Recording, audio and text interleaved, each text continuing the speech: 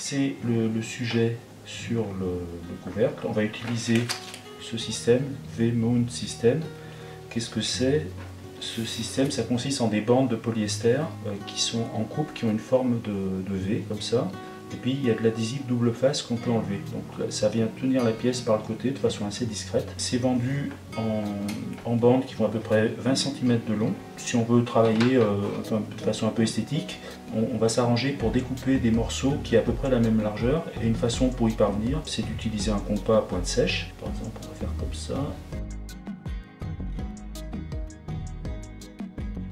Voilà, le compas à pointe sèche permet d'être sûr que les dimensions de coupe seront à peu près identiques. Là j'ai assez de morceaux. Ensuite, là bon, c'est une partie un peu plus délicate, il faut couper bien perpendiculairement.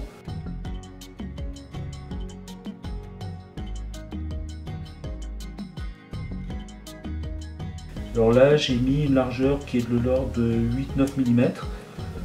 D'une part pour que ça se voit à la vidéo, mais en fait pour un document comme celui-là, je vais mettre une pièce de maintien de cette largeur-là, c'est-à-dire 4 mm, serait amplement suffisante. Et elle serait plus discrète. Parce qu'un des défauts, on pourrait dire, de ce système de fixation, c'est que c'est du polyester très lisse et donc qui fait des petits reflets. Voilà, ça reflète beaucoup. Et maintenant, on va passer à la fixation proprement dite du sujet sur le carton, là, avec les bandes de V-Mount. Alors on arrive maintenant à la phase de fixation de l'objet, du sujet, sur la pièce support, qui est le couvercle du socle. Plusieurs petits points ici, vous vous souvenez, ces bandes-là servent à accrocher le couvercle sur le socle. Voilà. Ces bandes, bien sûr, elles font un relief. Donc pour compenser ce relief, pour avoir une surface bien stable pendant les opérations qui suivent, j'ai taillé une bande de carton de même épaisseur que les petites bandes ici, que je vais placer comme ça. Voilà. Et dorénavant, tout est bien stable. Voilà. Ça permet d'exercer une pression, d'avoir une surface bien stable. Ensuite, on va placer le sujet, le document, sur le carton. La première opération, ça consiste à le placer bien précisément, donc ni bien à droite et à gauche, avoir les mêmes marges, en haut en bas également, et puis s'assurer que ça ne soit pas de travers. Donc là, bien sûr, ça se fait à l'œil, hein, le mieux c'est de le faire à l'œil. Et à un moment donné, il va falloir que l'objet ne bouge plus. Une des méthodes que je vous conseille, c'est de tailler au préalable une bande de carton. Alors ça c'est pour les personnes qui travaillent dans des musées par exemple. Le carton, on choisit un carton de bonne qualité bien sûr, même si en très peu de temps il n'y a pas de risque de transfert chimique, mais autant choisir des bons matériaux. Et puis surtout le format de ce carton doit être largement plus faible que le sujet. C'est un carton qui va servir à maintenir l'objet une fois qu'on l'a bien placé. Voilà. Et donc ce carton est un intercalaire de protection du document vis-à-vis du poids. Voilà. Parce que le poids est en métal. On ne veut pas avoir de marque ou risquer d'abîmer le document proprement dit. Alors le positionnement et le nombre de ces pièces de fixation, c'est un choix il faut bien y réfléchir. Par exemple là le document est d'assez petit format, on va pouvoir mettre par exemple 2 en bas puisqu'on sait que c'est incliné, donc il faut le maintenir, empêcher que ça glisse, donc il va y avoir 2 pièces que je vais mettre en bas, ici et là. Il va y en avoir sur le côté, je vais en mettre une en haut ici, une en haut là, et une en bas par ici, une en bas là. Et ça sera peut-être pas nécessaire d'en mettre une au milieu, parce qu'il faut se souvenir qu'il y a des effets de réflexion lumineuse qui peuvent être désagréables. Parmi les détails importants aussi, alors ça je dirais que c'est pour les documents patrimoniaux notamment, on n'est pas à l'abri de laisser échapper la pièce de maintien avec son adhésif double face, qui est un adhésif acrylique extrêmement puissant. Si malencontreusement vous imaginez que l'adhésif tombe sur le document, instantanément ça colle et là vous risquez d'abîmer le document. Donc le conseil que je vous donne, c'est de ne jamais survoler le document avec la pince là comme je le fais, mais de toujours arriver par les côtés. Vous voyez, par exemple là j'ai taillé et laissé échapper la pince. Ça n'arrive pratiquement jamais, mais quand ça arrive, eh ben, c'est un grave accident, notamment si vous avez un original par exemple extrêmement précieux.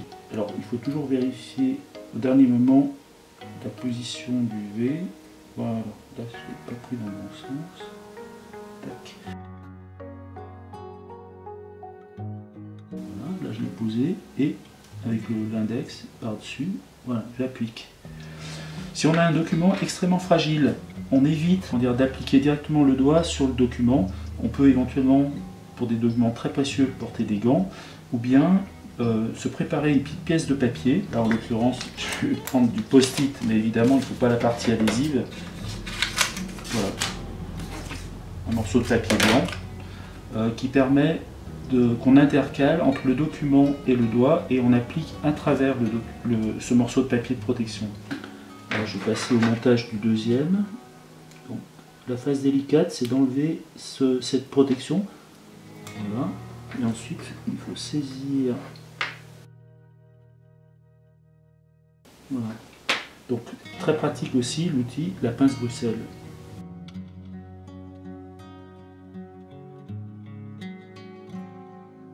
On peut utiliser la lancette pour soulever délicatement le document également. Il faut bien enfoncer le V-mount jusqu'au fond. Voilà. Et on applique. Voilà. Et on va faire pareil pour tous les autres côtés. Et je le pousse, j'essaie de le pousser jusqu'au petit peu, voilà, jusqu'au bout. Et j'ai fini d'appliquer à travers un papier. Et voilà. À la fin d'une exposition, quand un document comme celui-ci a été fixé avec des dispositifs de montage qu'on avait vus, des V-mount, il s'agit de récupérer le document, donc de l'enlever du support sur lequel il est fixé. Et c'est une opération assez délicate parce que les V-mount sont en polyester, donc très résistants à la déchirure, alors que le document peut être très fragile. Donc la procédure à pratiquer, c'est la suivante, c'est bien sûr de poser le document et son support sur une table. Ensuite, ici, là par exemple, il y a un V-mount, je pense qu'on le voit sur la vidéo. Ça consiste à glisser un papier de protection sous le... Voilà, comme ça. Donc ce papier protège l'endroit où on intervient. Vous voyez, dorénavant, je peux placer mes doigts sans abîmer le document. Et surtout, ça permet de bien visualiser l'emplacement du plastique. Et avec un scalpel d'anatomie, de dissection, je glisse le scalpel comme ça et je bascule la languette. Et ensuite, avec mon doigt, je la pousse vers l'extérieur. En quelque sorte, je la casse en arrière. Et on répète l'opération.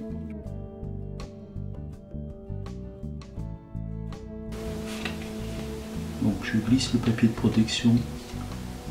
J'amorce le soulèvement de la languette de plastique et je finis de la pousser avec le doigt.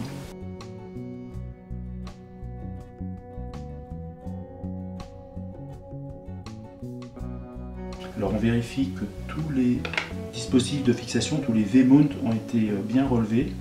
Et là délicatement, par exemple avec une pince à Bruxelles, on vient reprendre le document et qu'on peut poser à côté. Donc bien se souvenir d'utiliser le papier qu'on a vu pour protéger le document et puis un outil comme ça pour relever les languettes. Voilà.